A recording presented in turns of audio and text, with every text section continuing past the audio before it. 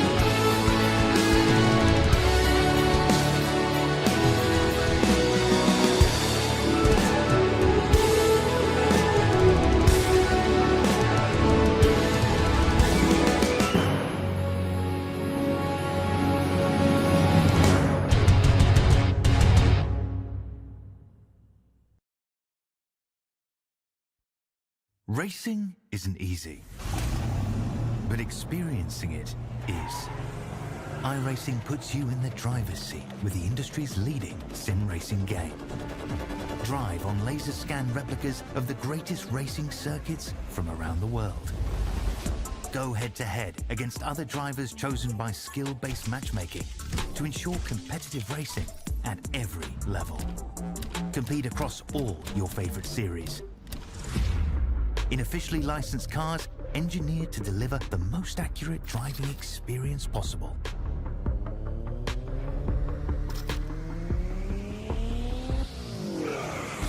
Join a race or host your own with players from across the globe. Race against the computer or in a league with friends. Feel the thrill behind the wheel. Visit iRacing.com.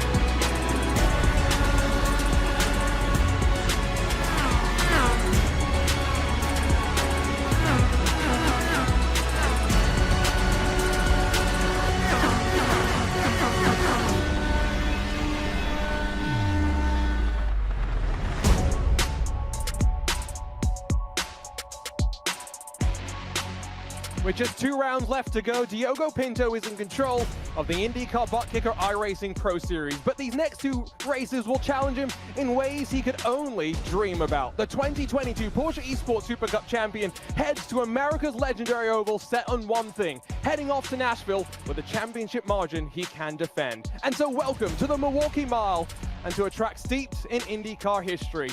Round 9 of the INDYCAR ButtKicker iRacing Pro Series is upon us. My name is Arjuna Kankipati, joined alongside by Kenneth Bueno, and ready to rock and roll once again. And Kenneth, this season has flown on by. Just 2 more races left, and the fan vote has brought us to Milwaukee finally. What are you expecting here tonight? I'm expecting Arjuna either the great equalizer or the great differentiator in the championship, and in terms of who can still fight for the title come Nashville Super Speedway. We talked about how Laguna Seca, as the last road course race, could be the make or break round for a lot of drivers still searching for the title, but I'm expecting a lot of aggression tonight. Drivers going all over the place looking for that haymaker that could give them a shot or that could give them the championship lead at the end of tonight. Absolutely, and so let's go back and take a look at what happened at the WeatherTech Raceway Laguna Seca. Really fascinating race, and all started with Pinto leading with aggression, starting on the alternate tires up front and starting to challenge initially down into the Andretti hairpin. He would make his way up into second before they even got up towards the corkscrew for the first time of asking. But out of turn 5, it was Phil Krauts getting involved in a major incident, and Dan Amor, look at that aerial moment for him. He just took the skies there, a big crash involving many of the drivers, and as the field did thin out, Arjuna, we didn't even see the end of the chaos, right? So many guys on the alternate strategies, either diving for moves on the inside or making mistakes like Xavi Ros here, just sliding off the track and making those mistakes bleeding off the time. But as all of that was going on, Arjuna, Diogo Pinto showed us that he could dominate and dominate well, even when his teammates and all the guys in the mid-pack struggled to get by the competition. It was really tough for some to pass, even with some of those split strategies. And so Phil Kraus showing his desperation, trying to pass Xavi Rose, gets tagged from behind by Tamas Shimon, just indicative of what was a bit of a torrid race at the end of the day for that private label Team Hype machine. Nice little slide there from Ricardo Rico to make his way up forward through the final corner. Flash back over to Kraus having another little battle with Xavi Rose, all as a slight charge in the late stages from Peter Berryman. Really interesting as he made his way on the alternate tires late in the race, a potential move of the day before final lap. It came unstuck for Phil Kraus, getting tangled up, an incident that's meant that he's got a qualifying ban for today, all as Diogo Pinto at the front of the field just continued to pace the field, and for the first time this season, made his way into victory lane. And so it means, as we take a look at the schedule, where we've been and who has won already this season, Kenneth, let's not forget just 2 repeat winners, Eduardo Leo and Phil Kraus. Can anyone join them in that club with these 2 races left to go? Well, with these 2 being very different ovals, in a flat track like Milwaukee and a high-speed concrete oval like Nashville Superspeedway, you may have the real chance, Arjuna, of getting different winners added to the list. But as we were talking about it for several weeks on end, these last 3 so important if you want the championship, because if you struggled on the road courses, you've got to execute on the ovals, and you've got 2 straight to give you the end of the season. And here are how the points stack up. Diogo Pinto, after the win, had been knocking on the door for a W this season, finally got it, and he extends his championship margin. So he's not got quite a full race victory ahead of the rest of the field, but 50 points would start to make things rather uncomfortable and will start to eliminate drivers from mathematical contention. Also eliminate a couple of drivers missing in action today, including the likes of Cooper Webster, who's out there at Macau, racing in the Macau Grand Prix, and a lot of the field cheering him on in that pursuit. But here today at the Wisconsin State Fair Park, Kenneth, talk us through this legendary track.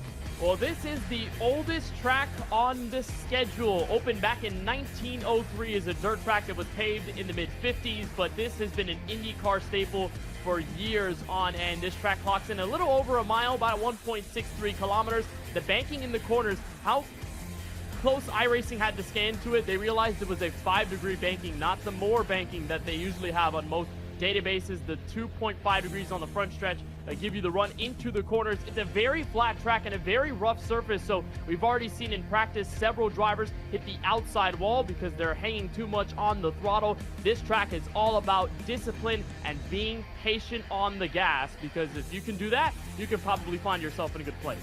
And do you want to control from the front? I think the answer to that question is yes. And so, Michele Costantini, the first time this season, will lead us from the front of the field.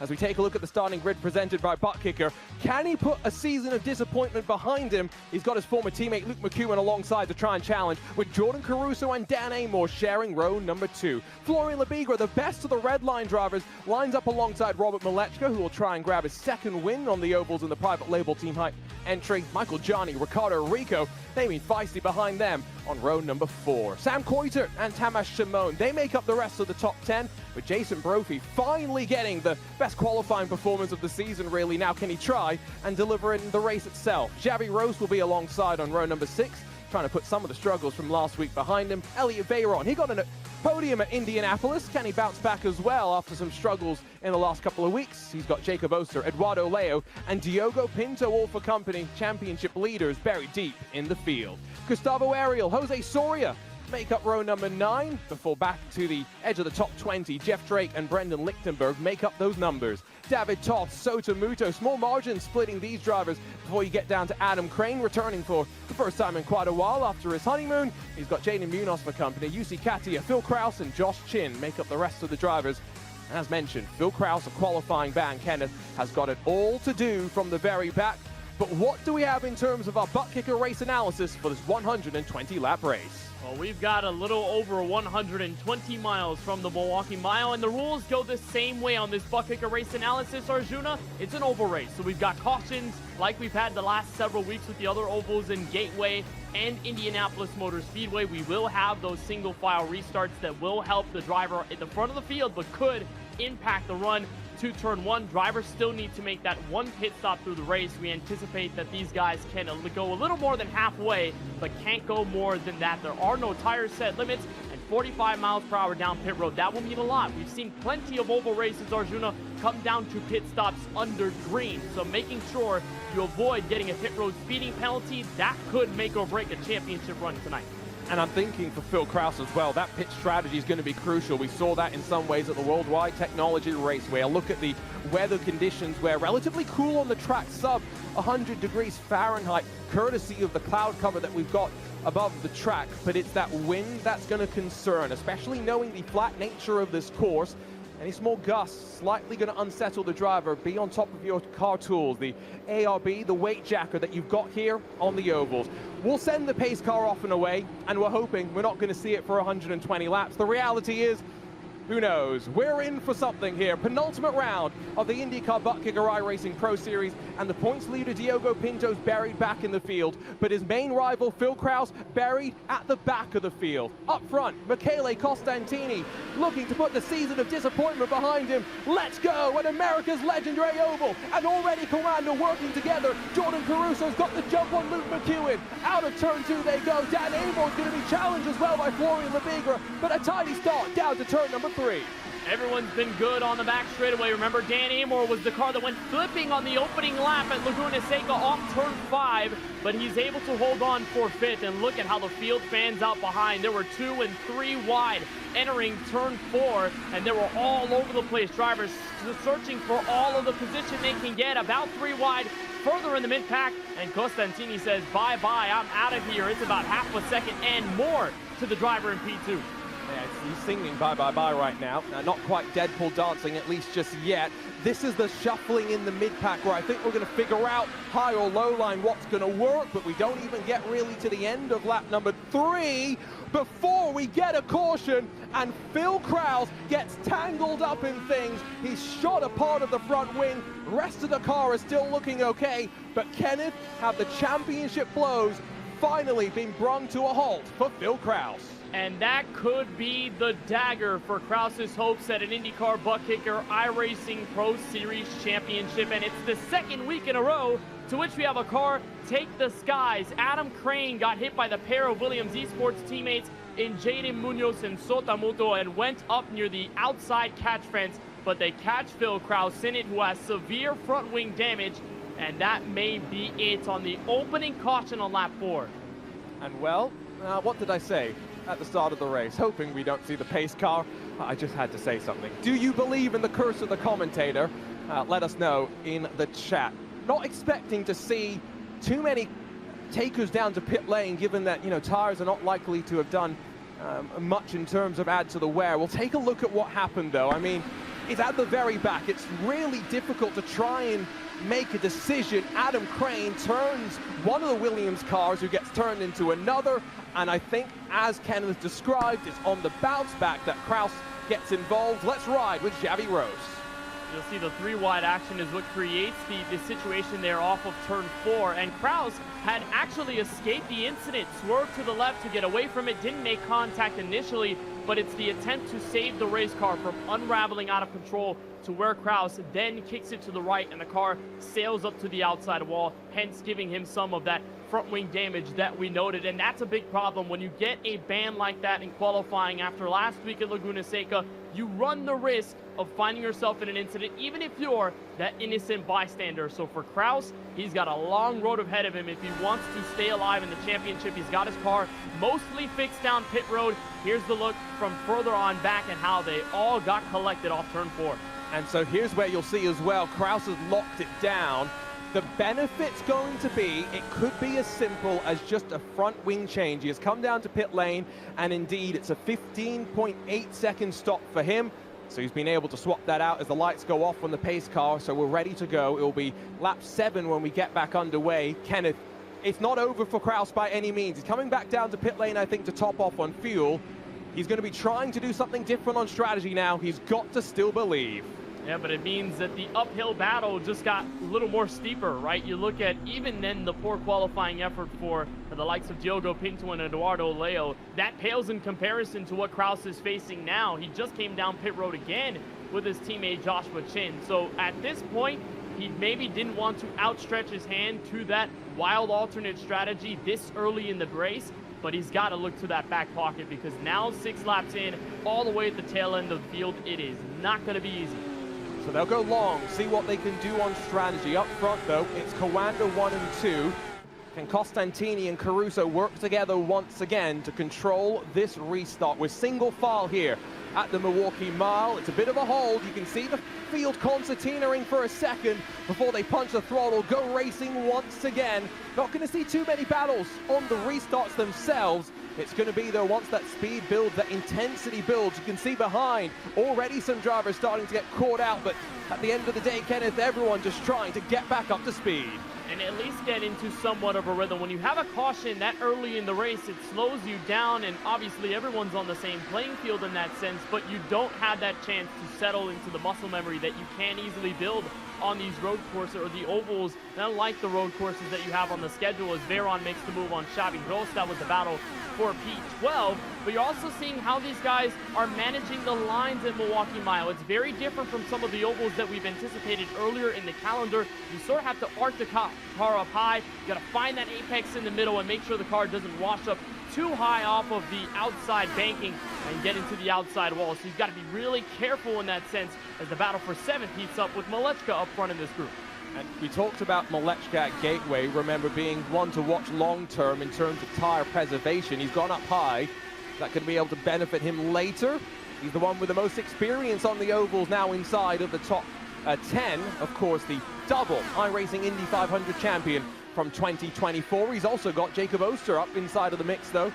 Might be one to watch, who came so close to winning the 2022 iRacing Indy 500. Of course, Milwaukee's seen its fair share of IndyCar racing, but 2024 was the first time since 2015 that the IndyCars graced the track, and hopefully it will be a frequent fixture moving forward as well. It was interesting seeing some of the different lines, Connor Daly in particular trying something different, and there you can see something slightly different than Jacob Oster was maybe expecting, as up goes the inside for Elliot Veron, and very well executed.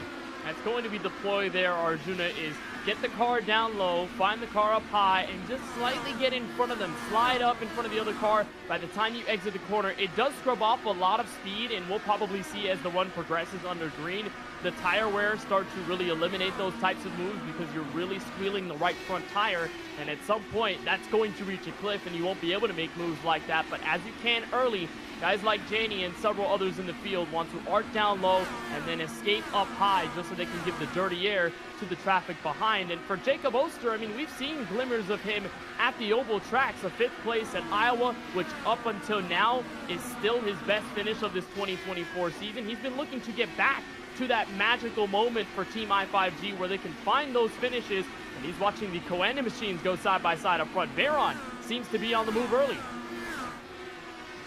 Have been able to see, though, all this building as Costantini builds that advantage up front, so he's now 1.5 seconds clear. All of this fighting is great to see. 6 seconds off of the lead, less than 10 laps after the restart that we have seen. Phil Kraus is starting to move his way forward, though. He's up to 19th, and now on the back of Gustavo Ariel, and closing as well on Jose Soria and Eduardo Leo. And we mentioned this last week. Eduardo Leo and Gustavo Ariel are going to be racing at the New Orleans Motorsports Park this weekend for the Prodigy 3 Championship.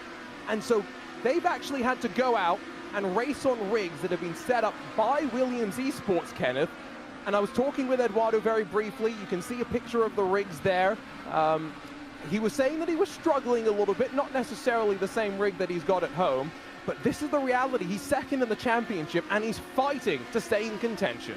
And that is a big time difference when you go from your sim rig at home, where you know the ins and outs of it, going to a brand new location and a brand new rig to which you have to get used to in a very short amount of time. You don't have a lot of time to get used to the rig and get assimilated to it enough to where you can be as fast as you are in your sim rig. But it's impressive to see how good they've been early. Not the greatest qualifying effort for the pair of red line teammates, but they have at least settled where they are. And early on in the race with a brand new sim rig, that's kind of what matters. Just getting into your rhythm, not getting out of your comfort zone, and just finding that little mode, a little bit of a loose moment there for Gustavo Ariel, and Philip Kraus is catching up. That's for 18th. Yeah, I was just watching the hands of Gustavo. Anytime they start wibble wobbling, right, and you're seesawing at the wheel, that's not a good sign. We go back to actually look at what's happening. That's the 21 of Gustavo, still with Phil on the case, who's gone up high. Very similar to what we saw from Connor Daly earlier this year in the real world. Gustavo's right front rather, has gone missing for a second, but don't worry, iRacing gods have smiled on him, and the car is okay for the time being as we work towards the end of lap number 20. Kraus is starting to work his way forward. Diogo Pinto's up to 12th position after qualifying down in 16th. So in terms of the championship, as Gustavo gets loose once again, it's still looking good for Pinto to consolidate his championship lead. For Ariel there, though, he is struggling on his set of Firestone Firehawks, and exactly what I mentioned earlier is what's happening to Ariel. The right front tire is starting to dwindle and go away, so he's encountering the outside wall a lot more than he'd anticipate, while Kraus is doing a little better for himself. And when Diogo Pinto talked to us last week after winning the race in dominant fashion at Laguna Seca, he said, at this stage of the championship, a win is what I needed. It's what he's been looking for after a year of consistency, and so far he's been able to back his statements up and make a charge at the title. We know that there are still 2 races to where anything can happen for Pinto, but I'd say, Arjuna, that in his words, that Redline is just getting faster and they're improving a lot on the ovals. It's a good sign for Pinto if he wants to hold on to the championship lead. One thing to note for today as Jacob Oster goes on the offense to the inside of Michael Johnny. Red highlight on the number board on the left side and also on the rear wing of the drivers' cars to highlight drivers still in championship contention. Top 12 enter the day with a mathematical chance. If it finishes as is, though, it will be down to the front 3 effectively. I think 4, Florian Lebigra would be mathematically in contention until we finish qualifying, at which point he would no longer be a mathematical contender. Diogo looks very, very comfortable, though, in terms of that point situation. We are starting to see a bit more chopping and changing through the field, though. You can see the alternate lines that people are running. They're almost 3 wide off of turn 4 as we sit on board with our championship leader. He'll look back to the inside of Michael Johnny.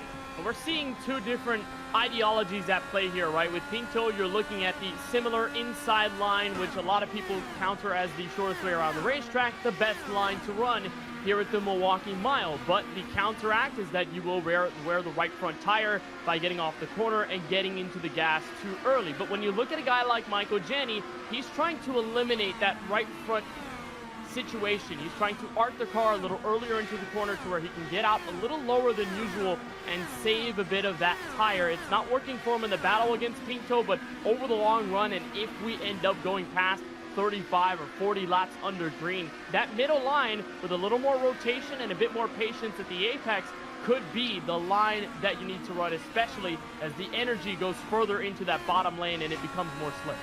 And I mentioned at the start of this race, you know, drivers need to be on top of the anti-roll bars, which those are at the front and rear of the car. You can both stiffen or soften, so induce a bit of more rotation or a little less rotation if that's what you're looking for. The other thing that you have is the weight jacker, which actually helps to, as the name suggests, move some weight around the car and really helps to, on these ovals, balance out the car over the course of the long run. And so maybe Jacob Oster, you know, we're watching him here with Pinto, maybe up high, he's got the weight jacker really dialed up. Pinto will have it a little bit lower in comparison. The great thing about oval racing, though, so many different ways to approach the challenge of the track, not all of them going to be equal. Pinto knocking at the door once again, and Jacob continues to hold it off. And there are 2 very different things you can do with that weight jacker on an oval with this car. Is that, number 1, you can try to limit the amount of tire wear you experience, which everyone wants to do that. They want to have the greatest tire life for the end of the run, but what you can also do is even out your tire wear. If, let's say, the car's a little too tight, you're wearing down the right front more than you would the rest of the tires, you can change the weight jacker to maybe add a little more wear to the right rear, maybe balance that out a little bit in the race car. And while obviously everyone doesn't want tire wear at its extreme over the run, if you can balance it out, you have an overall balanced race car, and that could play into the open setups that these teams have been working so hard at ever since they found out that Milwaukee won the fan vote. 2 very different looks from Oster, who's had a struggle of a season, to Pinto, who's been the championship leader for the last week or so. This battle, though, continues. It's wonderful out of turn 4. Yeah, and Jacob probably enjoying now the fact that we've only got 2 more ovals to think about. Doesn't have to prepare and focus on the road course races. Much more in his element on these speedways at the end of the day. But for Diogo, it's been very impressive the way that both he and Redline have just continued to adapt to the challenge of the oval. It's not like we've been going to a Michigan or an auto club where the driving is relatively simple and the difference between the driver ends up being racecraft more than the ability to drive the car around the track. This is very much one where they are having to fight, and look at Sam Coiter right on the back of Rob Malechka, who has not really been able to close up on Michele Costantini. We are closing in on around 30 laps complete since the restart, and that private label team hype car under fire. Here comes the Dutch driver to the inside once again, but the Highline rolls the speed and holds on once more. You get inches away from that outside wall, but Malechka lights the line. He can carry the momentum off the corner and pinch Coiter down to force him to use less throttle. It's almost a similar approach that you can have a bit at Gateway, which is almost similar to this track, albeit it has, you know, this one has less banking than Worldwide Technology Raceway does, but for the most part, you can employ that pinch-off strategy at the exit of the corner. That's what's leaving Malechka with this amount of room to Sam Coiter, who I tell you is probably looking for a way better finish on the ovals than he did the last time we were on one. At Gateway, he finished 21st and only has 1 top 10 finish on an oval this season. That was at the Brickyard, Indianapolis Motor Speedway. So Coiter, who has been back and forth, more in the role of helping his teammates at Redline succeed in their championship pursuit, having a good race right now. A bit further back, we check in with a driver who in the last handful of weeks has really been showing us his fighting spirit, Ricardo Rico, battling with Elliot Veyron. Number 19 moves its way forward for the time being. However, they do have that battle between Jacob Oster and Diogo Pinto that's been slowly closing on them as well. We are starting to see, I think, the long-term trends halfway through the fuel window effectively. Who's built a car for the long run? Who's built a car for the short run? One thing that does benefit these teams, these drivers as well, Kenneth, we talked about it at the top with our iRacing weather report. Cool weather conditions make it less impactful on the tires. And they do. When you have the cooler track temperatures, you're going to have a lot more grip that is available out there on the surface.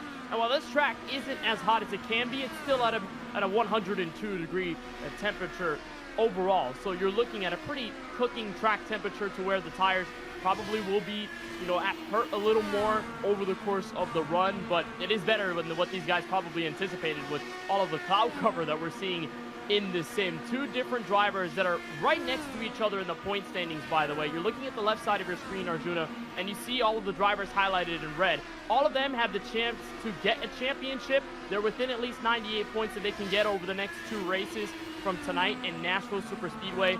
Ricardo Rico and Elliot Veyron are sitting right outside of that, 13th and 14th. So no chance of the title for them, but they'd at least want to get a top 10 in the standings out of that. And with the less volatility in swing of position that we have, it gets really competitive around the mid-pack. So this will be a great battle we'll watch all night long. Championship prizes paid out all the way down to 15th, and those inside of the top 12 in points at the end of the season retain their eligibility for 2025 and don't have to go through the grind. That is the qualifying series. It's a real gauntlet at the end of the day to be part of the fastest 33 in this Dallara IR18. Yeah, next week the names in red are going to be much more diminished in terms of numbers. Yeah, it could be 3, could be 4, depending on how the points play out, how far up the field Diogo Pinto is able to get. Xavi Rose, Tamas Shimon, Michael Jani. This is the race for 12th position. As they rumble down the back straightaway, there's the lunge to the inside. Tamas Shimon, the Hungarian, trying to show himself to the inside. Xavi Rose able to hold on. Xavi Rose has been rolling that high line very well so far this race, been keeping an eye on the black 04. But now he's going down to the inside a bit. He's been trying to defend a little bit there as Shimon dials up the inside off of turn 2. This great 3-way battle here for 12 continues on. And for Shimon there, he wants a rebound from last week at Laguna Seca, where he tangled with Philip Kraus at the entry of the corkscrew, hard on the brakes, and he just barely got into the rear wing of Kraus. Got his front wing a little bit destroyed, so he came down pit road in order to fix that. But Tamas is looking for a better run tonight, and he's building up this run on rolls. He seems to be bleeding off a little more time on that higher line than he would anticipate. But in that background is the purple number 99 of Philip Kraus, who hasn't made any much ground since getting involved in that opening incident of the race. He's been mired back in 16th, but as they continue to battle Arjuna, this is the place to where Kraus can make his money in the mid-pack and get himself a better placement by the time we get to green flag stops, if we get there. I think what we're seeing right now, though, is that the deeper in the field, the more dirty air there is, the more traffic, just slower. They're running 3, maybe 4 tenths on occasion slower per lap compared to your race leader deeper in the field. And so single file for the most part now up front between Michele Costantini, Jordan Caruso, and even Luke McEwen in that Apex Racing team number 98, who has started to close the gap on Jordan Caruso here and really flying the flag today for the Apex Racing team. Peter Berryman is sick, so he's not with us unfortunately today, hoping he feels a little bit better and can join us for the season finale. Also not here, Brandon Traynor, who of course missed the first round of the season, has missed a couple of rounds of the season. Well, why? Because he's been pitting for Ty Majeski on his race to the NASCAR Truck Series Championship. And there's Brandon Traynor picture with the trophy this past weekend, NASCAR Championship weekend. If there's any excuse, Kenneth, for not being here with us, I guess it's okay. Brandon's still celebrating, I guess, the win this weekend. Hey, sorry I can't make it. I just won a Truck Series championship. I mean, that's a good excuse to give anyone, let alone this series. But great for Brandon Traynor. Awesome for Apex Racing to have Traynor succeed there in the real world. And for Luke McEwen here, I mean, a driver who's been rather successful this season, has won a race already. That came at Barber Motorsports Park earlier in the campaign, and is just now getting back into a rhythm at a top 10 at Laguna Seca as we get another look back at this battle in the mid-pack. It's starting to heat up again. Xavi Ross gets the touch off turn forward. It's a multi-car accident. Phil Kraus gets around, but Thomas Simone goes end over end, and it's our second caution of the race at lap 50. That one was building as well. 3 wide into the corner was never going to work out. And unfortunately, small bit of contact is what sent Xavi Rose into Michael Johnny. Johnny just sitting there on the outside, innocent bystander. And Thomas Simone, a little bit aggressive maybe, very similar to what we saw with Adam Crane and the pair of Williams esports drivers, Sotomuto and Jaden Munoz, slightly earlier in the race. But this is key. Why? Because we are around 70 laps away from the end of this race, and now fuel strategy might just have been taken out of the equation. Should see the field in its entirety down to pit lane this time by, and led by the dominant race leader to this point, Michele Costantini. Behind him, Caruso, McEwen, Labigra, Amor, and Malechka. As we take a look at the replay, as said, 3 wide, small touch.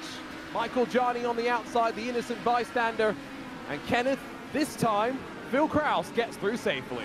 He finally splits the Red Seas here. He's at the back of this, and it's 3 wide off turn 4, but in reality, it's a faint 3 wide. It doesn't feel like you're exactly 3 abreast off the corner, and that's, I think, what Thomas Simone could not really see, and he just barely gets a shot into Xavi Ross there off of turn 4, and that's what gets the Spaniard all out of shape and gets the Coanda cars involved. And for Simone there, who just bangs against the inside wall, he goes flipping end over end. Second race in a row to which we've had a car take the air already.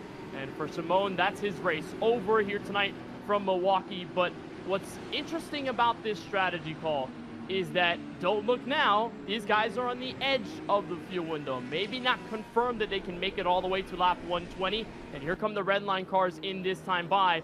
It may not be a full confirmation that they can get to the checkered flag. It's going to get right on the window as they're saving fuel under pacing now. Well, we've got a couple of minutes under caution here just to figure out what's going on. If you want to quickly try and take a look at more about the series, the INDYCAR ButtKicker iRacing Pro Series, head on to iRacing.com/INDYCAR-esports today. We've got one more round of the championship next Thursday at the Nashville Super Speedway. And then after that, we will be building to 2025. And that means, well, if you want to learn about iRacing, how you can start your career, every day is race day, head on to iRacing.com. And there has never been a better time to do so. New memberships are 50% off. Renewals for both active and expired subscriptions are 25% off 1 and 2 year subscriptions. I did my 2-year subscription right before we went live last week from Laguna Seca. As ever, Black Friday, the best time to enjoy iRacing or to gift iRacing to one of your friends and family. The sale goes on through December 2nd. Plenty of time to get involved. Kenneth, when did you join iRacing? How many years have you been taking advantage of the Black Friday special? Well, look, I have an interesting story. Number one, I started back in 2014, so tell no secrets. I was not old enough to have iRacing at the time, but I did have iRacing, right? And I tried it for a couple months. I was bad at it. I quit. And then fast forward 2019, that's when I got back into iRacing. And then 2020, as the pandemic kicked in, that's when I really started diving into the commentary side of it and iRacing in general. But it's been great having the Black Friday discount for 50% off. I use it at the end of every single year, and it saves me a lot of money, especially when you use iRacing a lot. So for all sim racers, it's a great deal at this time of year. And it's a great gift. It's holiday season. Exactly. Give the gift of iRacing. I think that's the slogan. iRacing marketing department can take it straight from the commentary booth. Anyway, pace car off and again once again. We've had a couple of these interruptions. This is the one that has thrown the strategy out the door. We now have a sprint to the end. If drivers want to come back down to pit lane, it's for Firestone tires. This time Costantini's not hanging around. Let's go once more from Milwaukee.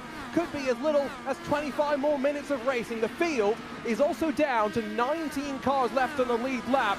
We are starting to lose numbers. Traffic not maybe going to be much of a consideration. Looked like one driver got balked. Could have been Jacob Oster. He's down to 13th already.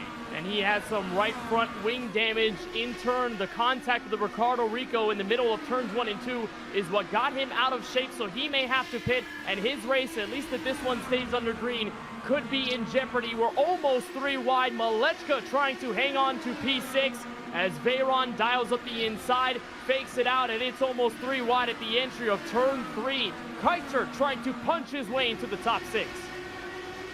Behind them as well, you've got 2 championship contenders lurking close together. We did note in that previous incident, Eduardo Leo got tangled up. He's 1 lap down. Phil Kraus is challenging Diogo Pinto just inside of the edge of the top 10. They've got Ricardo Rico, Sam Coitet in front of them, going wheel to wheel. Phil Kraus has gone to the outside. He's looking to try and sweep his way past the Portuguese driver. Can't quite look to the inside down to turn number 1, but this could be pivotal. This could be a statement for Pinto to hold off the challenge as Kraus rips the high line once more. Kraus came into this race 43 points back of the points leader Diogo Pinto, and as Pinto was getting stuck back in traffic, Kraus has been able to get the run off the corner, and he's got the switchback to the inside for P10. Caution flag waves though, and there's trouble behind. It's the private label Team Hype teammate Josh Chin, torn up at lap 59. And well, I thought Kraus was about to get the move made, but literally half a second later, and he might just have been waved on through by the iRacing race control system instead. He's going to have to try and dig that move out of his arsenal once again. In many ways, though, this will help the drivers to preserve the life of the tires a little bit more. That rear wing is a sorry sight on the private label Team Hype number 93. Josh Chin, of course, 2nd place last time we went racing on the speedways at the Worldwide Technology Raceway. Definitely not going to replicate that success this time around. We'll take a look at the replay in a few moments' time and figure out exactly how that all unfolded. But if you're just joining us, Adam Crane, Jaden Munoz, and Sota Muto, that was caution number 1. Tamas Shimon, Michael Johnny, Javi Rose, Eduardo Leo, that was caution number 2 effectively. And now Joshua Chin involved in what is caution number 3, right as we reach the halfway point of this race, Kenneth. And it was in an entanglement with Drago Racing's David Toth. And as we dial up the replay, we'll get a better look at how it all unfolded. This is the battle for 16th, right? Side by side going into 3 and 4. A little high up goes Toth, who had an average finish of 3.5 over the last 2. Just a bit of a hit check there to Chin, and that's enough to send him out of shape. I mean, this track doesn't have a lot of banking, but it is a pretty rough track surface. So if you get a bit of contact, those rear tires and the yaw is enough to send you spinning. And that's at the angle to where Chin just goes backing up into the outside wall and does get a bit of front wing damage as well. So for Chin there, who was hanging on and hasn't had the greatest of seasons, this one will not do him any better here in round 9.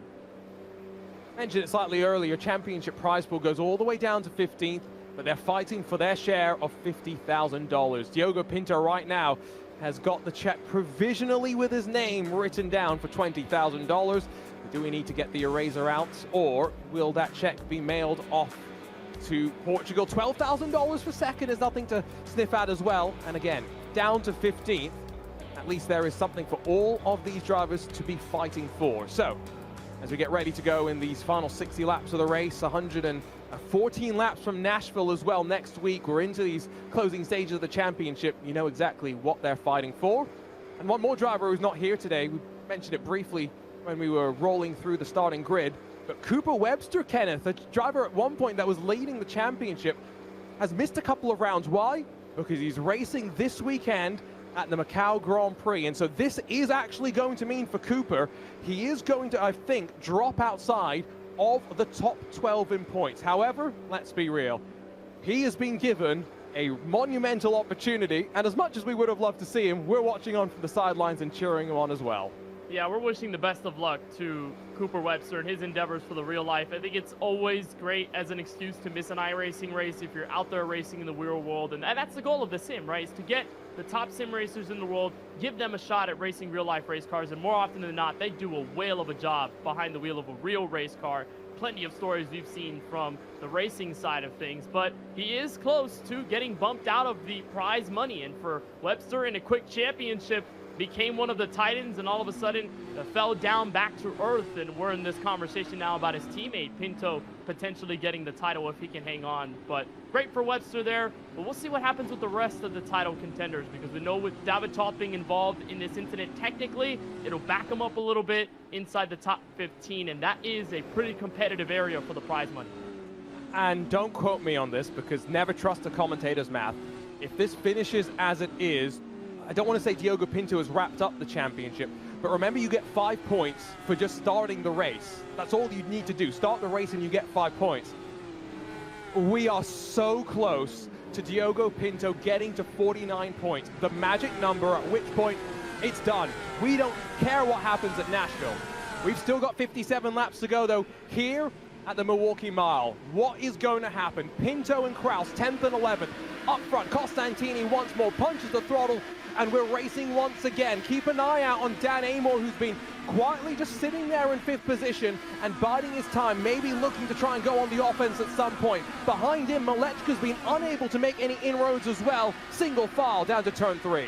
And there is pressure in the background. Diogo Pinto is looking under the Drago Racing entry of Ricardo Rico. That's for 9th place. And remember, Kraus was right on the rear wing of Pinto in the last several corners prior to the caution. They were side by side. If Pinto can make this pass, it gives him a bit more of a buffer in the point standings and on raw track position. But the longer he stays on the inside is the longer that Kraus can pick up the pace. They're still side by side for P9.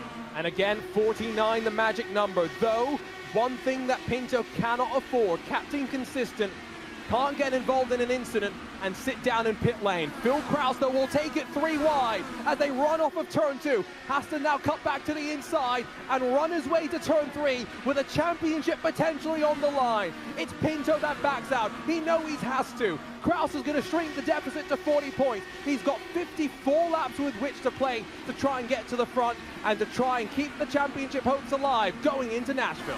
He may not take the championship lead outright by any means necessary after this race, Arjuna, but if he's got a fighting chance, it means he can do something. But Pinto goes to the inside, and there's contact. Kraus gets into Rico, who slams into the wall and gets several others involved. Jason Brophy, the secondary car, and that's another yellow flag, this time at the hands of Philip Kraus and Ricardo Rico, who tangle in turn 4.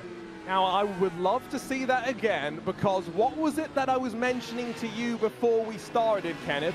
The last thing that either Pinto or Kraus wants to do, A, get tangled up in an incident for the obvious reason, but B, have to visit race control. I'm very curious to see exactly what the replay will show us, because I was looking down at my timing screen and missed exactly the point of contact. Is it going to be Kraus or Pinto that's going to be reporting to the steward's room and potentially facing a qualifying ban for next week like Kraus had here today, or maybe even worse, a points penalty? You know, there were 2 things happening simultaneously in that moment where Kraus makes contact with Rico, and we'll see if we can get a better look at how it all transpired. But as Pinto makes the move on the inside, he'll go 3 wide here off the back straightaway. Kraus can see that in the mirror. He's anticipating that Pinto's down there. He's giving Pinto the proverbial space. But as Rico probably can't see that Pinto's down there, he's got his normal line, which is running in that tertiary groove and then cutting a little down just so he can keep that momentum up off of turn 4. So that's when the contact ensues between Kraus and Rico. Rico is just trying to save the car, but at the pace he's going, it's an easy overcorrect to make, and he goes slamming into the wall. Jason Brophy there with nowhere to go, and Davidoff, the teammate, a bittersweet moment. He gets by the incident, but watches his teammate get destroyed off of turn 3. And so I guess it's difficult to try and understand, right, what every driver is thinking that the other drivers are going to do in that situation. Because it seems as though Ricardo Rico was thinking Phil Kraus is going to be maybe a lane or 2 lower, but Phil Kraus is giving space for Diogo Pinto, right? So maybe Rico's not even aware of the threat of Pinto and the red line machine.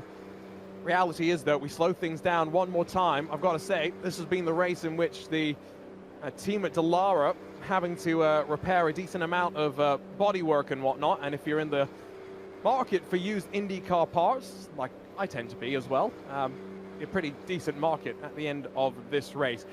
All this carnage behind, and we haven't talked much up front about Michele Costantini, Kenneth. Let's be honest, season of misery for the most part across of 2024.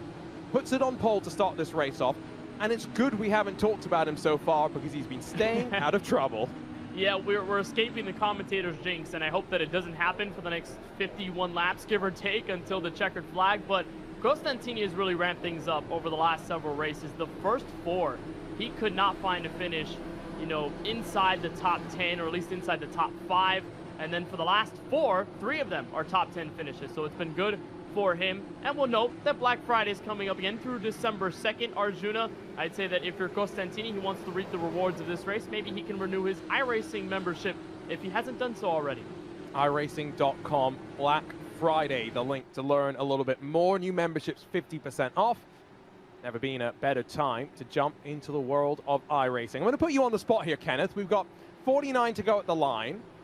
How many more cautions do you think we're going to see? Oh, well, when you ask this question during an oval race, the answer is usually always more than what's actually given in the booth. But I'm probably going to say at least 2 more. We'll probably see 2 more. What do you think? Oh, well, since you said 2, now we're getting 4, right? That's the way it works, like you pointed out. So I'm going to say 2 as well. So we only get 4. But that's 49 laps with which to fight. Pinto and Kraus still 9th and 10th. But things are starting to become a little less severe out there in terms of traffic. We are down to 17 cars on the lead lap. Costantini and Caruso controlling up front once again. As back underway with green flag racing at the Milwaukee Mile we go. You can see further behind the likes of Lichtenberg and Jacob Oster trying to make their way forward from deep in the mid-pack. For the most part, as Kenneth was saying earlier, all of these cautions interrupt the rhythm. Drivers trying to get back into it. And the 3-way fight for 8th place is going to be pivotal. Once again, it's the championship contenders, Diogo Pinto and Philip Kraus. And as Sam Keitzert, the fellow red line car, is in front from P8, it's allowing Pinto to get a move and several looks down the inside. Kraus can see it happen, but Pinto has become the aggressor since the restart. It didn't take him long to take his IR18 to the inside. And as Kraus gets backed up off turn 4, here comes Pinto trying to fill the space in turn 1. And this is where the teammates can help, right? They'll just be mirror driving in effect. Kraus is going to try and box out Keuter, but you could see had to lift off, lost a whole bunch of momentum. Here goes Pinto back to the inside. Kraus inches away from the left rear of Keuter. It allows Pinto to sequence his way on through. 45 laps to go next time by the line for these drivers. And you can see in some ways there's some concern, there's some frustration on Kraus's face. What's he going to do as he takes a deep breath and resets? Well, remember, Sam Keitzert is one of the poorer red line cars in the point standings. He's only 6th, which is to say how good they've been over the course of the campaign. But as of lately, he's been the helper. He's been the assistant, the wingman, if you will, to help his teammates succeed. And in this moment is where he's starting to think, all right, if there's a way I can hold off Phil Kraus, help my teammate get a little more in front, that could help him get away in the championship lead. Now is where Keitzert fights on the outside. Kraus is trying to get that right rear to hang on off turn 4, but the flat banking is not helping the Florida native. He goes back to the inside in turn 1. And this is where you say, yeah, that right side, it's really having to work hard. Sam Coyter got a wobble. Phil Kraus runs into the back of him. His front wing may now blink back into existence, but is there side pod damage at the end of the day? We'll see if there's going to be word over the radio. He's talking to Alexander Van der Sant right now and trying to figure out what to do. But this is exactly what I think the private label Team Hype knew they would be up against if they were around a whole handful of these red line machines. Costantini once again has re-established that gap up front as the field has stretched itself out under green flag condition. Yeah, those INDYCARs are putting in mirror image laps, 22 threes at the line, and there's a bit of the damage there on Kraus. He is okay for the most part. It may be a slight dent, but he is obviously getting frustrated. That's the last thing that he wants to see after what happened on the opening sector of the race where he got involved in a crash, and now here where he's only seeing his championship competitor dive further out of reach. He finally gets by Sam Coyter for 9th, and he survives another bullet. But Kraus has to play defense. Coyter back to the inside in turn 1. At the end of the day, this is what Pinto wants. He wants Kraus to be frustrated, to burn the Firestone tires up just a little bit. And so now, past mental reset once more for Kraus. Target the gap up front. It's now 7/10. He's got to try and close all as Coyter's going to try his own little slide job. Big wiggle there. It's 45 points as it sits right now between 44 of Pinto, the 99 of Kraus. The magic number, just a reminder, is 49. If Diogo Pinto can get anywhere above a 49-point lead, he gives himself an unassailable points total, race control permitting. It's not going to sound like a much at this point, Kenneth, but all it's going to take is one slip up here, right? We saw with Jacob Oster slightly earlier on one of those restarts, right? On either side, the margins are so fine. They're so slim, and you don't really want to force yourself into a mistake. But the good news here is that Pinto and Kraus don't find themselves with a lot of traffic around them. Other than Sam Coyter, who just got passed by Kraus about 2 laps ago, you have to go back at least, you have to go another second and a half to find Elliot Bayron, who's the next sitting car in 7th at the back end of this train, led by Florian Labigra, who sits in 4th. So the gaps are starting to increase, and the attrition is hitting the amount of gaps that we're starting to see over the course of these green flag runs. So Pinto, who hasn't had the overall fastest car of the night, may not gain any more points as long as, you know, these guys continue to run as well as they have. Talked already about how a whole handful of drivers are racing from different facilities to their own, Florian Labigra included. He's racing from Thibaut Casabon's rig. Thibaut Casabon, of course, races for RAG Roman Grosjean Esports, partnering up with Vitality for 2024. So very cool to see that camaraderie, different teams, yes, but recognizing that everyone in this community can do with a helping hand once in a while. So a slightly different webcam perspective from Florian Labigra in that Team Redline 02, who's had a very solid race up there in 4th, the best of the Redline cars by far, and it has not been close. He's been juggling this dual program as well, right? Qualifying for the Porsche Esports Super Cup for 2025 through the Contender Series on Saturdays, while also racing with us on Thursdays. So switch from a Dallara IR18 to one of those Cup cars. Very, very different. And so I think finally now with that Contender Series behind, we're finally starting to see exactly the speed that he can bring to this open wheel car. As Kraus goes on the offense to Diogo Pinto, let's just point out one thing. This is the first race on the speedways, Kenneth, where it's not PLTH, private label Team Hype, that are looking like the likely winners. And the biggest thing that helped private label Team Hype on the ovals that they dominated was strategy. We had enough of a long green flag run in those 2 races, specifically Iowa and Gateway, that happened about 2 weeks ago. Because we had those runs, it allowed private label Team Hype to execute the undercut strategy as Kraus dives at the bottom on 8th place. Diogo Pinto here in turn 3. This battle will continue all the way off until the front straightaway. But because of the long runs, private label Team Hype was able to use the strategy to their benefit and then unleash their speed. Because we haven't seen long green flag runs and plenty of yellows, it has interrupted what could be a private label Team Hype strategy that gets them to the front. It's only made their journey more difficult. Added on to whatever Kraus has been dealing with all race, almost feels like a dark cloud, an omen, if you will. It only gets tougher, and here he goes back to the inside in turn 1. And I think the fact that, Kraus has been able to make some moves deep in the pack, but has been struggling the higher up the field you get. Look at Pinto just continuing to roll the high line and hold on to the spot. Rob Malechka struggled to make some inroads as well from 6th. That's where he qualified. So, the fact that neither of the main private label team hype contenders, both of whom have won oval races this season, have really been able to fight at the front, I think tells us a lot about how important clean air is for those that are able to take advantage of it. Kraus, I gotta say, you can see there, he's trying, he's knocking at the door, but with 29 laps to go, Diogo Pinto is proving to us that he's really been able to adapt well. Kraus is gonna surprise him though, alongside at the line. Pinto will hold on into turn number 1.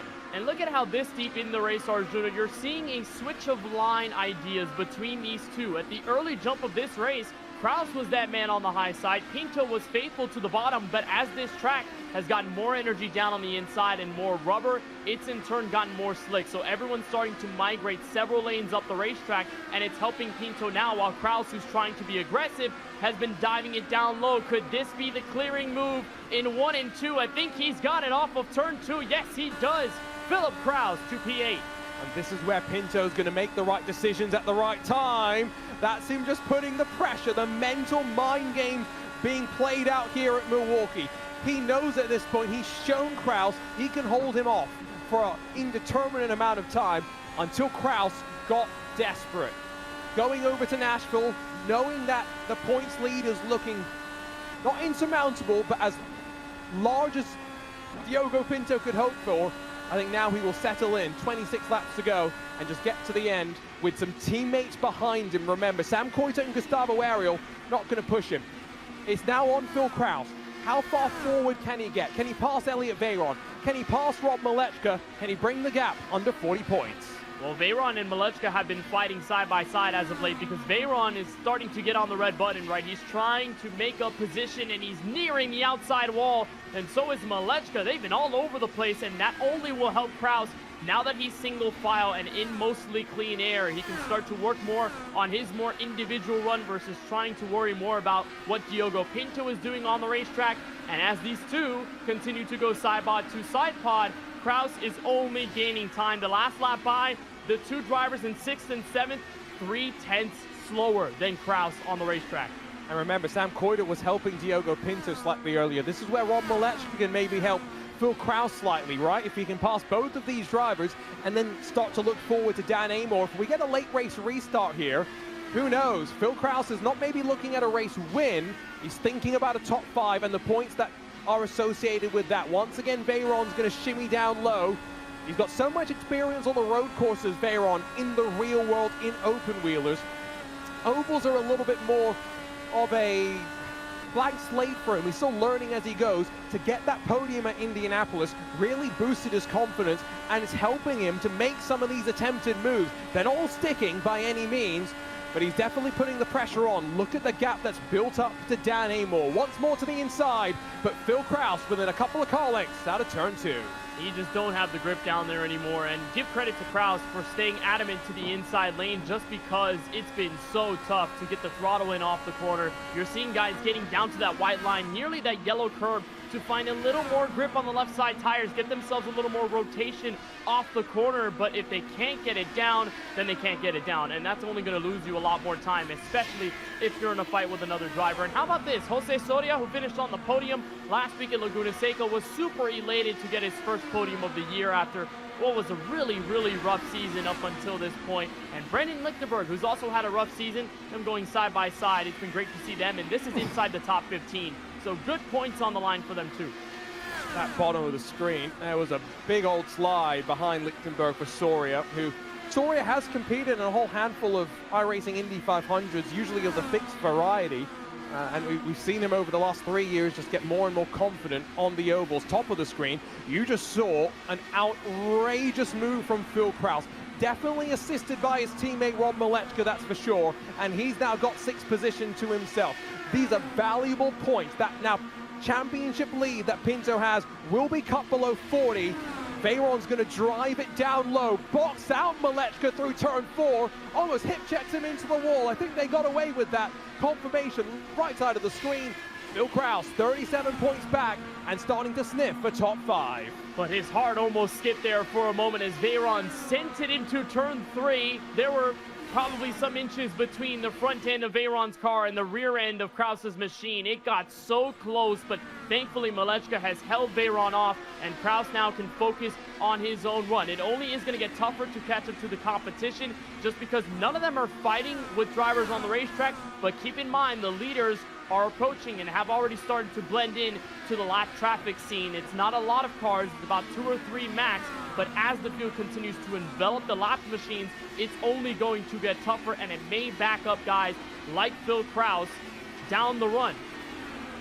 To quote Talladega Nights, shake and bake. That was the message sent between Rob Malechka and Phil Kraus there. Slingshot in effect. Jeff Drake in the Powerslide Motorsports number 75. He's having a fun little fight with Gustavo Ariel down in 11th and 12th positions, with Jacob Oster not too far behind them in the Team I5G number 16. Remember, Gustavo racing from the New Orleans Motorsports Park. Slightly unfamiliar rig for him to add to the challenge of a slightly unfamiliar track. He's gained 6 positions by just staying out of trouble and continuing to set solid lap times, even if he's not lighting the time charts alight by any means. Just look at how he's able to hold on the outside, able to frustrate Jeff Drake. He has to settle back into line for the time being.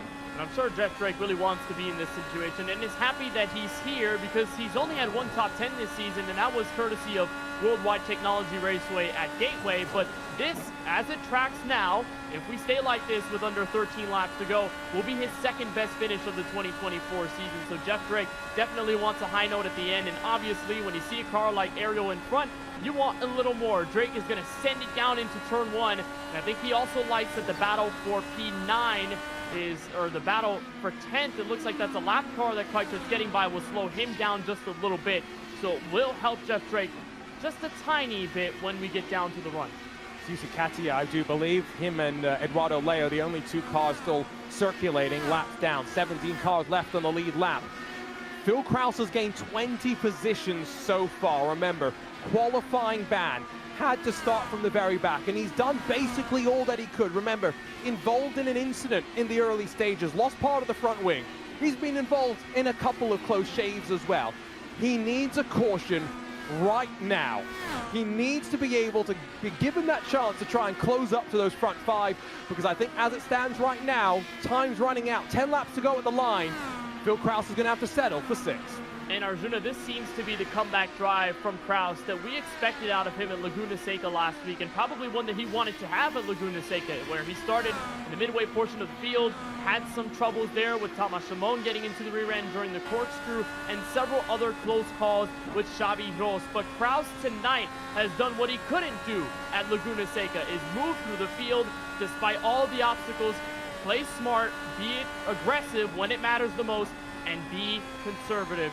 And Kraus has done all of that to give him at least a fighting chance at the championship, and he's catching up to this driver right here, the UK native of Dan Amor, who went flipping last week at Laguna Seca, will recover for a top 5 if this race continues to track down as is. And he was leading in our first oval race as well at one point before getting tangled up in an incident. Slightly self-inflicted, yes, but I think that was his inexperience showing. Apex Racing Academy, of course, where the Apex Racing team looked to develop the young prodigies. The likes that have come out of the Academy program in the past include the likes of Sebastian Jobe, Kevin Ellis Jr., Zach Campbell and Kevin Ellis Jr. went from being oval racers, converted into some of the very best in the world of road racing on iRacing. So never say never with these young drivers. They will just continue to develop, and often in unexpected ways, going and doing things that maybe you traditionally would not have expected. 6 to go at the line. Costantini is leading comfortably. Haven't talked much about him, and probably for good reason. He's hoping we'll keep it like that as well. The 66 machine has only finished inside of the top 10 3 times this season, top 5 once. And for a driver that entered the championship, Kenneth, as a potential championship contender, and to some, maybe even a championship favorite, this is the statement he's been waiting to make. he has been marinating in this run, it seems like all night long, where he hasn't encountered trouble, he hasn't encountered any real proposition or resistance on the racetrack.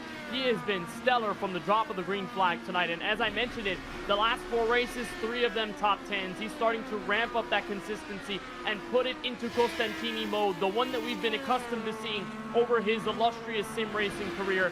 And with under 3 laps to go at the start-finish line, Costantini can finally relish in a victory this year. I'm going to say something, and you can blame the curse of the commentator if it transpires. We haven't finished the oval race under green flag conditions yet. Could we finally break the curse? We'll have to see some of these battles. Brendan Lichtenberg's got Jose Soria lunging up the inside. This is for 14th and 15th positions. Kenneth, you knew exactly where I was going with that, didn't you? I knew it exactly, and I've been doing that for years on end as a commentator, where I always bring up that caution flag and then it comes out, and as we're seeing more treacherous battles on the racetrack, and it very well could be the case as Pinto dives up the inside on Malechka, that will help his chance of defending the championship next week in Nashville Superspeedway, because as Kraus gained a lot of time, Pinto has lost the positions, therefore all of the points, so he's trying to make things back up slowly but surely here on Malechka.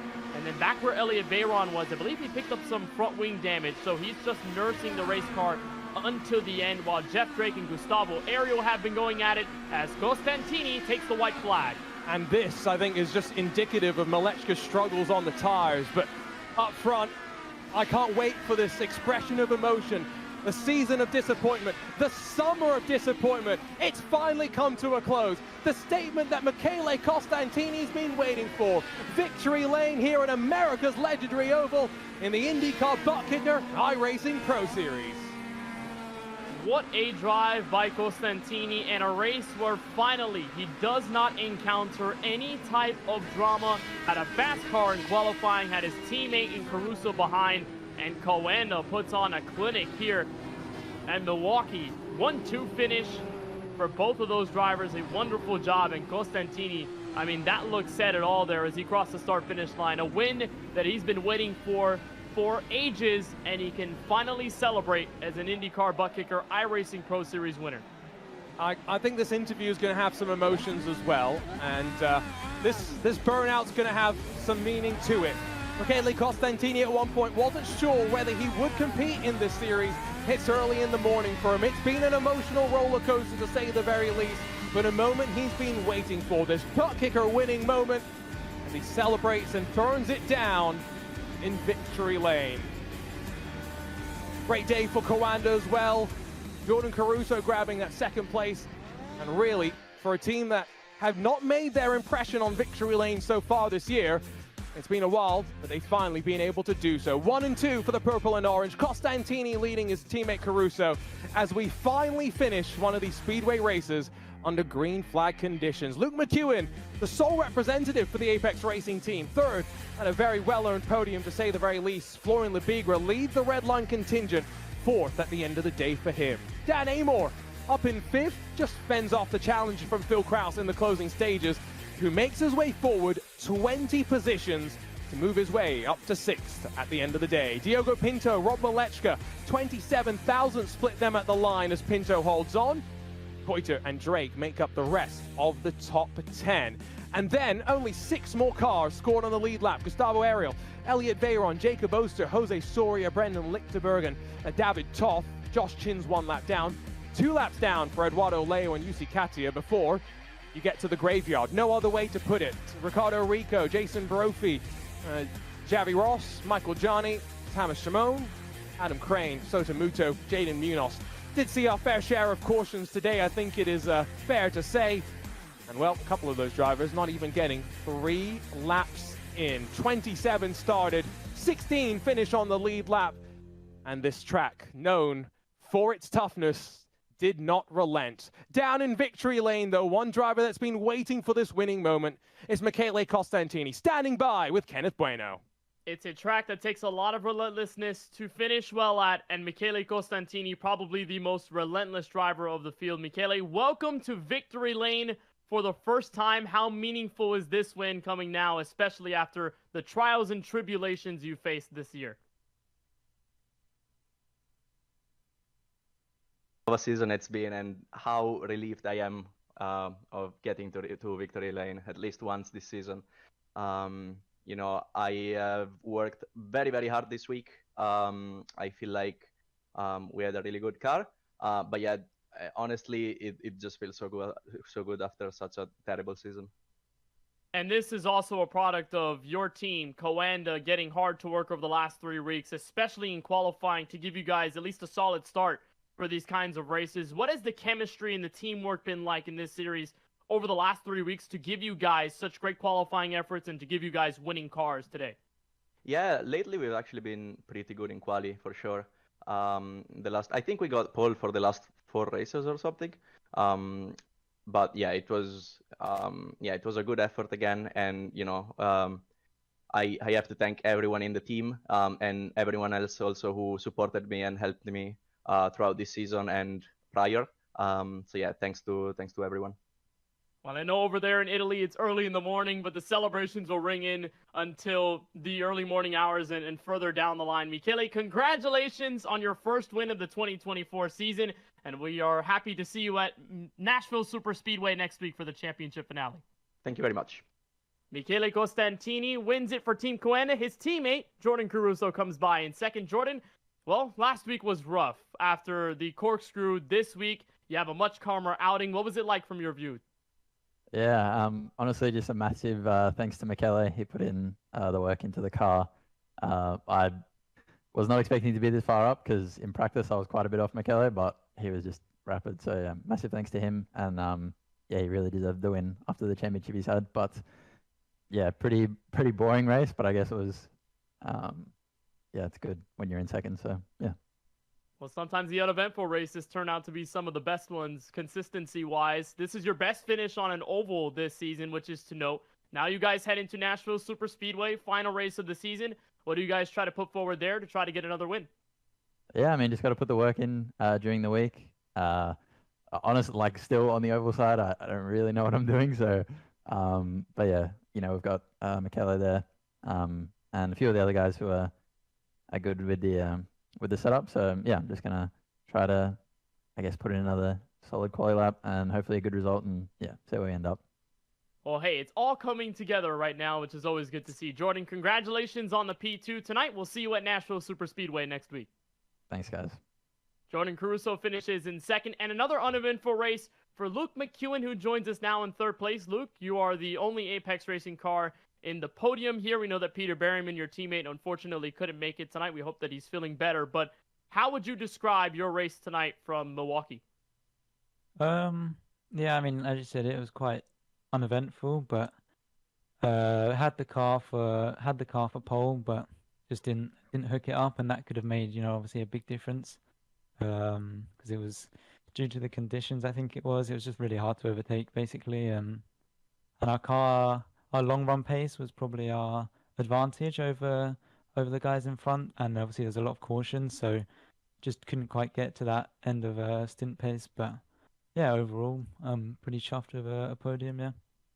And much like Caruso, this is your best finish on an oval thus far. Nashville Superspeedway next. What challenges do you anticipate in that finale? I mean, I've never really driven the track. Never really driven most of the oval track, so I don't really know how it's going to play out. Yeah, it's just a massive learning curve, basically, every time we go to one of these oval tracks. So luckily, we've got a trainer in the team to give lots of pointers and help with the setup. It's, yeah, really helpful. Otherwise, I'm sure I wouldn't be getting these results without him. Well, Luke, we appreciate the time. Congratulations on the podium finish tonight. We'll see you at the finale next Thursday. Thank you. I'll see you then. Michele Costantini, Jordan Caruso, Luke McEwen is your top 3 after Milwaukee tonight. I love how Luke gives the credit to his teammate as well, the FIA F4 Esports Global Champion, of course. Let's not forget Luke McEwen, still making sure to recognize the help that his teammates have given him, as he is now 6th in the points. However, it is now down to the top 3. Diogo Pinto, Phil Kraus, and Eduardo Leo. Those are the 3 drivers that mathematically have a chance. Let's be honest, Eduardo Leo, he's out of it. Realistically, Diogo Pinto shows up and puts Eduardo Leo out of contention. For Phil Kraus as well now, the question is going to be, what does race control deem about that incident that we saw down in the 3 wide moment with Diogo Pinto, because Kenneth, he could as well enter next week either with, again, a qualifying ban, a points penalty that drops him more than 50 points behind, or maybe even something more severe. He's going to have to pray that Race Control does nothing about the incidents tonight, but he's been strong all season long, and like Pinto said last week after winning at Laguna Seca, I think it's going to be close between me, Philip, and Ed. Him, Philip, and Ed, your top 3 in the championship as we head to Nashville Super Speedway, and this track is always a ton of fun to drive. It's a concrete oval, really rough on the tires, one that you got to be really accurate in the placement of your race car with. This track will surely give us a stunning finale for the title. It's where Alex Palou wrapped up his championship at the end of the 2024 NTT IndyCar Series. It's fitting for us to crown our champion as well. And can Diogo Pinto strum one more masterpiece? Or is it time for Phil Kraus to turn up the pressure and for something special to happen at Nashville? That's all left to come on the iRacing Esports Network. One final race in front of us, 114 laps to crown our champion. But the fan vote did not disappoint. It changed the complexion of the championship in ways that no one could expect. We're down to the top 3.